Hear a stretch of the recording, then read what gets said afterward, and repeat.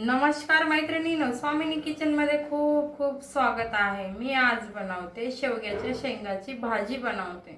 बघा, मी आहे ना इथे कढई ठेवलेली आहे। कढईमध्ये तेल टाकलेले आहे। आपलं तेल गरम झालेलं आहे। आपण त्यामध्ये लसूण टाकू।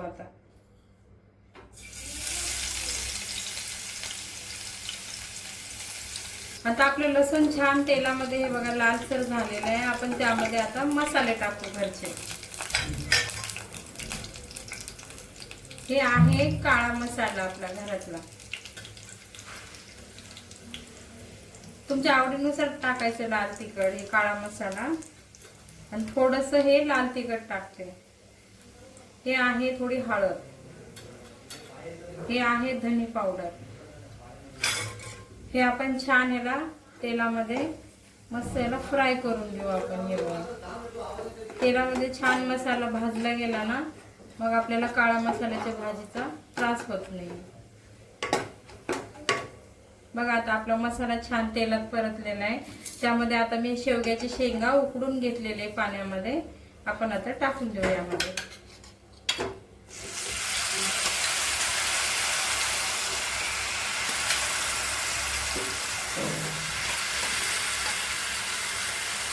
हे शेवग्याच्या शेंगा कट करून त्याची साल काढून मी पाण्यामध्ये चांगलं एक उकळी घेतलेली आहे मीठ टाकून।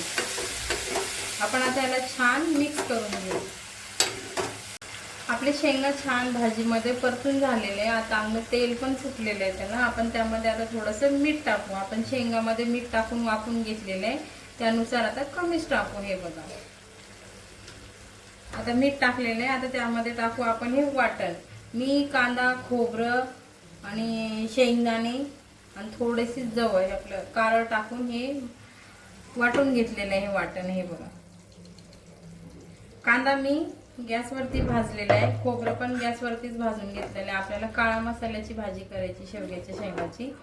मस्त आपण याला ह्या मसाल्यामध्ये मिक्स करून घेऊन तेल सुटेपर्यंत एक 5 मिनिटं याला वाफून घेऊ आपण। हे बघा, आता आपला मसाला छान मिक्स झालेला आहे आणि आता आपल्या भाजीला चांगलं तेल पण सुटलेलं आहे। त्यामध्ये मी थोडंसं हा कांदा लसूण मसाला टाकते। हे बघा, आणि मी आता कोमट पाणी केलेलं आहे, पाणी सोडून घेते। तुम्हाला जेवढं लागतं तेवढं पाणी सोडून घ्यायचं। आणि शेवग्याच्या शेंगा वाफून घेतल्यामुळं 5 ते 10 मिनिटांमध्ये आपली भाजी तयार होती। त्यामध्ये मी कांदा, खोबरं, शेंगदाणे आणि थोडंसं कारळ भाजून वाटून टाकलेलं वाटण आहे।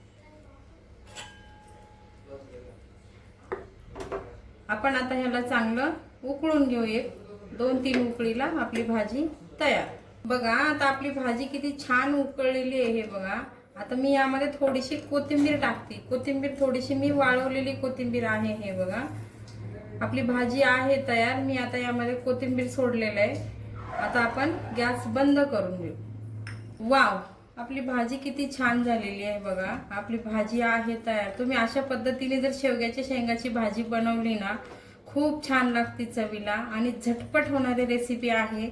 शेंगा उकडून घेतलेले आहे, मसाला भाजून वाटून घेतला ना, तर आपली 10 मिनिटांमध्ये आपली शेवग्याची भाजी तयार होती। मस्त भातासोबत पण खाता येतं, पोळीसोबत पण खाता येतं, भाकरीसोबत पण खाता येतं। अशा पद्धतीने नक्की बनवा। मी बनवलेली पद्धत जर तुम्हाला आवडली ना, तर नक्की मला लाईक करा, कमेंट करा, सबस्क्राईब करा। तोपर्यंत मस्त खा, मस्त राहा।